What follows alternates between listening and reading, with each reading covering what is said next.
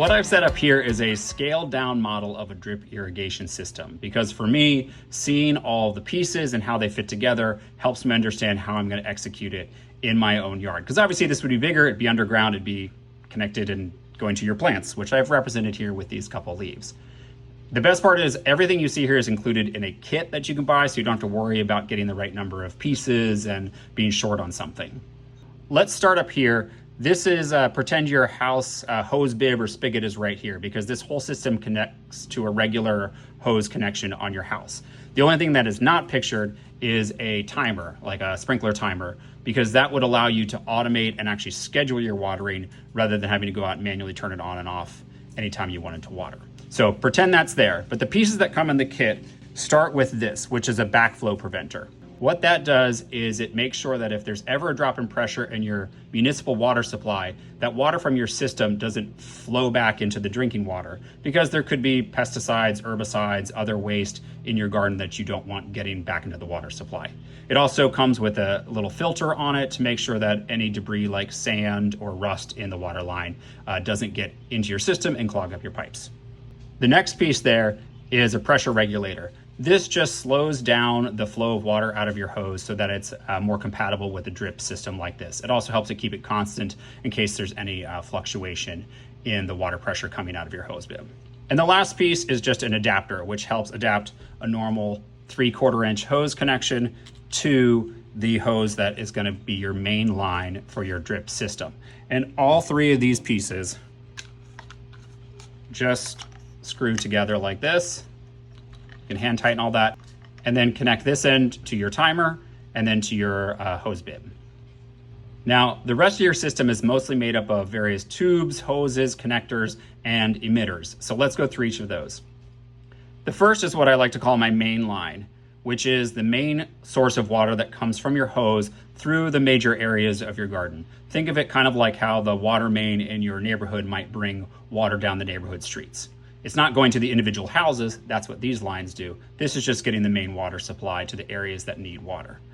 The main line is made up of this 1/2 inch flexible tubing. You can see it bends, and it's easy to cut. You can cut it just with regular household scissors.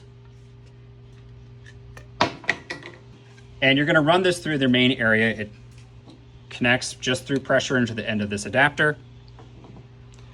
And then if you ever need to extend it, split it, turn it, there are various couplings and adapters.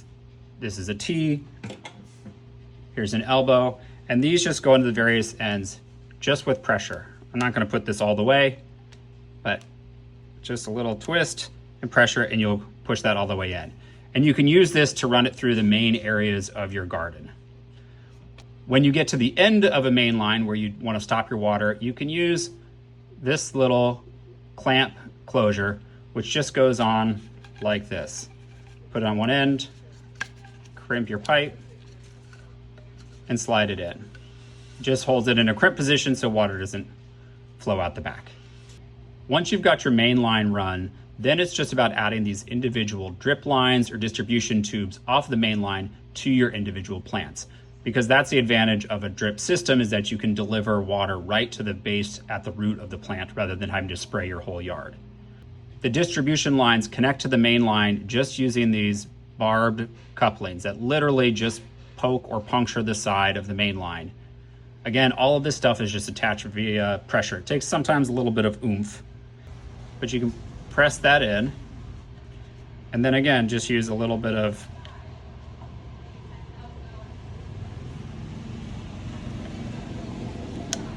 pressure to get that into the side. Then you can also use other connectors like T's and elbows if you want to split or redirect your drip line, kind of like I showed here on this end. That pretty much covers all of the tubing and attachments. So let's talk about the last part, which is emitters. These are the various ways in which you actually deliver water, whether it's dripping, spraying, or bubbling out at the base of your plant. Let's start with the drippers, which you can see right here in red. In this case, because I'm using a pretty short section of distribution line, so they I think say less than 5 feet, you can add the dripper right into the main line.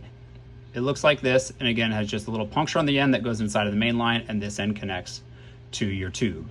Then you just run your tube to wherever you want your water to drip out of at the base of your plant.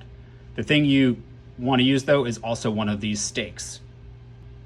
A stake like this just keeps the end of your drip line in place so that it doesn't shift, and it is always giving water right where you want it at the base of the plant. To add it, just put the cap on the end of your tube. It has a little bit of a filter on it so bugs aren't crawling up and stuff. Add it, clip it into the top of the stake, and then put this little cap on. And then this part can be staked into the ground wherever you want it. These drippers come in different flow rates, so if you want more or less water coming to individual plants, they're usually designated in different colors. And you can also run multiple drip lines to bigger plants like trees or shrubs. In addition to drippers, you might have things like sprayers or bubblers that will spray water in a smaller circle, closer to like what a traditional sprinkler might do. This is a bubbler right here, and it attaches in a similar way. It has a connector on the end that can puncture into the side of your main line, and then the other end goes into this connection right here, and then you stake that in the ground. You can even twist the top to adjust exactly how far it bubbles out. So that's what the system looks like. I'll show you now some clips of it actually put in place and how things look when they're running.